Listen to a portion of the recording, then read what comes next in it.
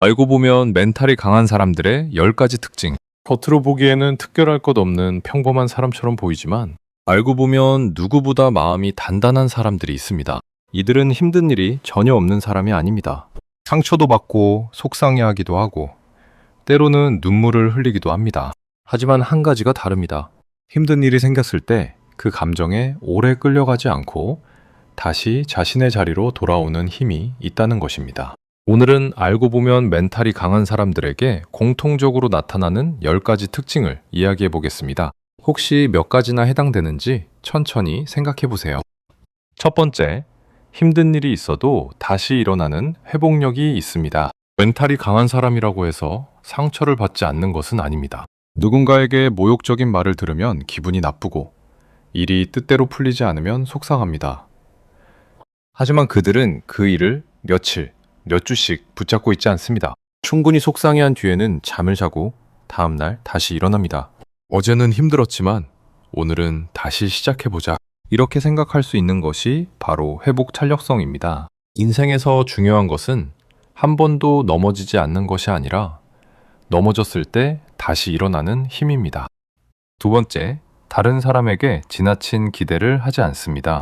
우리가 가장 많이 실망하는 이유는 어쩌면 다른 사람에게 너무 많은 것을 기대하기 때문인지도 모릅니다. 친한 친구니까 당연히 알아주겠지. 가족이라면 내 마음을 이해해주겠지. 내가 이렇게 잘해줬으니 상대도 나에게 잘해주겠지.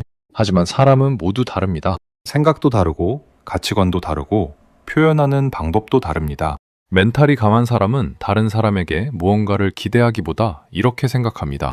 상대가 나와 다를 수도 있지. 기대를 조금 내려놓으면 오히려 인간관계에서 받는 상처도 줄어듭니다. 세 번째, 남의 평가보다 자신의 기준을 중요하게 생각합니다. 사람은 누구나 다른 사람의 시선을 의식합니다. 내가 이렇게 하면 사람들이 이상하게 생각하지 않을까? 내가 너무 부족해 보이지 않을까? 하지만 다른 사람의 평가에만 맞춰 살다 보면 정작 중요한 내 마음의 목소리를 놓치게 됩니다. 멘탈이 강한 사람은 모든 사람에게 인정받으려고 하지 않습니다. 누군가가 자신을 좋아하지 않아도 괜찮다고 생각합니다. 왜냐하면 세상 모든 사람에게 사랑받는 것은 애초에 불가능하기 때문입니다. 남에게 좋은 사람이 되기 전에 나 자신에게 부끄럽지 않은 사람이 되는 것. 이것이 건강한 자존감의 시작입니다. 네 번째, 혼자 있는 시간을 두려워하지 않습니다. 멘탈이 강한 사람은 혼자 있는 시간을 외로움으로만 생각하지 않습니다. 오히려 자신을 돌아보고 충전하는 시간으로 활용합니다. 조용히 산책을 하거나 책을 읽거나 음악을 듣거나 아무것도 하지 않고 잠시 쉬기도 합니다. 사람들과 계속 어울리는 것만이 좋은 삶은 아닙니다. 때로는 혼자 있는 시간이 있어야 내가 무엇을 좋아하는지, 무엇 때문에 힘든지 알 수 있습니다. 혼자 있는 시간을 편안하게 보낼 수 있다는 것 역시 마음이 건강하다는 신호입니다. 다섯 번째, 자신의 실수를 인정하고 사과할 줄 압니다. 자존심이 강한 사람은 자신의 실수를 인정하는 것을 어려워합니다. 하지만 멘탈이 강한 사람은 다릅니다. 잘못했다면 변명하기보다 내가 잘못했어. 미안해. 라고 말할 수 있습니다. 이 말은 생각보다 쉽지 않습니다. 하지만 자신의 실수를 인정하는 것은 자신을 낮추는 행동이 아닙니다. 오히려 자신의 부족함을 마주할 수 있는 내면의 힘이 있다는 뜻입니다. 실수하지 않는 사람이 강한 사람이 아니라 자신의 실수를 인정하고 고칠 수 있는 사람이 진짜 강한 사람입니다. 여섯 번째, 모르는 것을 부끄러워하지 않습니다. 모르는 것을 숨기려고 하면 성장할 기회를 잃게 됩니다. 멘탈이 강한 사람은 모르는 것이 생기면 당당하게 질문합니다. 그게 무엇인가요? 이건 어떻게 하는 건가요? 제가 잘 몰라서 그런데 설명해 주실 수 있을까요? 이렇게 물어보는 것을 부끄러워하지 않습니다. 사실 세상의 모든 것을 아는 사람은 없습니다. 모르는 것을 인정하는 순간부터 새로운 것을 배울 수 있습니다. 아는 척하는 사람보다 모른다고 말할 수 있는 사람이 훨씬 더 크게 성장할 수 있습니다. 일곱 번째, 필요할 때 도움을 요청합니다. 무조건 혼자 해결하려고 하는 것이 강한 것은 아닙니다. 오히려 정말 힘든 상황에서도 혼자 버티기만 하다 보면 마음과 몸이 지칠 수 있습니다. 멘탈이 강한 사람은 필요할 때 주변 사람에게 도움을 요청합니다. 이건 혼자 해결하기 어려운데 도와줄 수 있을까? 라고 말할 수 있습니다. 도움을 요청하는 것은 약함의 표시가 아닙니다.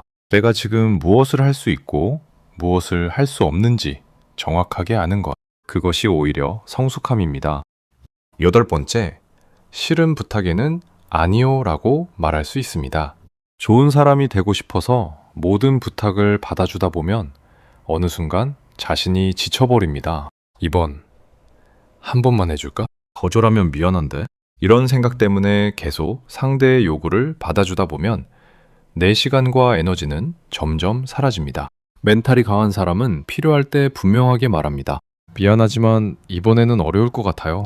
거절한다고 해서 나쁜 사람이 되는 것은 아닙니다. 내가 감당할 수 있는 범위를 정하고 지키는 것은 이기적인 행동이 아니라 건강한 경계선입니다. 9번째, 감정 소모가 큰 사람과 적당한 거리를 둡니다. 주변에는 만날 때마다 불평하고 화를 내고 다른 사람을 탓하고 자신의 감정을 주변 사람에게 쏟아내는 사람이 있을 수 있습니다. 한두 번은 이해할 수 있습니다. 하지만 계속 그런 관계에 노출되면 나도 모르게 마음이 지칠 수 있습니다. 멘탈이 강한 사람은 모든 사람을 설득하려고 하지 않습니다. 바꿀 수 없는 사람과 계속 싸우기보다 적당한 거리를 선택합니다. 누군가와 거리를 두는 것은 반드시 그 사람을 미워한다는 뜻은 아닙니다. 때로는 나 자신을 보호하기 위해 필요한 선택일 뿐입니다.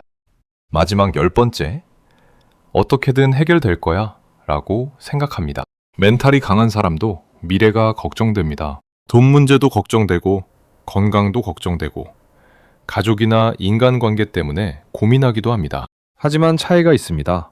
문제가 생겼을 때 계속 최악의 상황만 상상하기보다 지금 내가 할 수 있는 것은 무엇일까? 라고 생각합니다. 걱정만 한다고 문제가 해결되는 것은 아닙니다. 작은 것이라도 지금 할 수 있는 일을 하나씩 시작하는 것, 그리고 아직 일어나지 않은 미래를 지나치게 두려워하지 않는 것, 그것이 마음을 지키는 방법입니다.